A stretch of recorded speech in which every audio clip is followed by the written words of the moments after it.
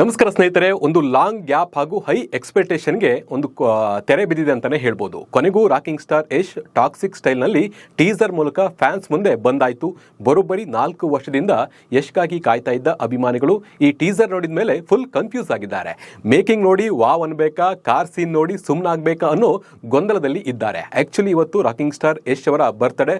Fans mid night ಇಂದಲೇ ಯಶ್ಗೆ wish ಅನ್ನ ಮಾಡ್ತಾ ಇದ್ದಾರೆ. ಜೊತೆಗೆ ಯಶ್ ನಟನೆಯ ಬಹುನಿರೀಕ್ಷೆಯ ಸಿನಿಮಾ ಆಗಿರುವಂತಹ ಟಾಕ್ಸಿಕ್ ಟೀಸರ್ ಕೂಡ ರಿಲೀಸ್ಗೆ ಕಾಯ್ತಾನೆ ಇದ್ರು ಫ್ಯಾನ್ಸು. ಟೀಸರ್ ನೋಡಿದ ಮೇಲೆ ಬಂದಿರುವ ರಿಯಾಕ್ಷನ್ ಹೇಗಿದೆ ಗೊತ್ತಾ? ಎಷ್ಟು ಜಬರ್ದಸ್ತ್ ಎಂಟ್ರಿ ನಿರೀಕ್ಷೆ ಮಾಡಿದವರಿಗೆ ಎಕ್ಸ್ಪ್ಲೇನೇ ಮಾಡೋಕ್ಕಾಗ್ತಾ ಇಲ್ಲ ಅಂತಲೇ ಹೇಳ್ಬೋದು. ಯಾಕೆ ಹೀರೋ ಎಂಟ್ರಿ ಬಗ್ಗೆ ಹೇಳೋಕೆ ಆಗಲ್ಲ ಅಂದರೆ ಈ ಟೀಸರ್ ಓನ್ಲಿ ಫಾರ್ ಅಡಲ್ಟ್ಸ್ಗೆ ಅಂತಲೇ ಹೇಳ್ಬೋದು. ಈ ಟೀಸರ್ ರಿವ್ಯೂ ಹೇಗಿದೆ ಅಂತ ಹೇಳಿ ನಿಮ್ಮ ಮುಂದೆ ಇಡ್ತಾ ಹೋಗ್ತೀನಿ. ನಾನು ನಿಮ್ಮ ಶಿವರಾಜ್ ಬಾಣಂಕಿ. ನೀವು ಸುದ್ದಿಯಾನದ ಸಬ್ಸ್ಕ್ರೈಬರ್ ಆಗೋದನ್ನು ಮರಿಬೇಡಿ.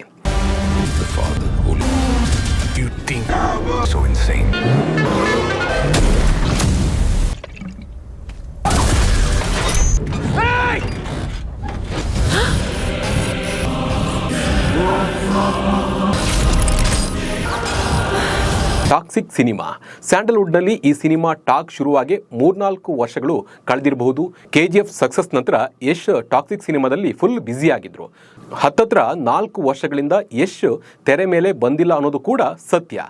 ಇವತ್ತು ರಾಕಿಂಗ್ ಸ್ಟಾರ್ ಯಶ್ ಅವರ ಬರ್ತ್ಡೇ.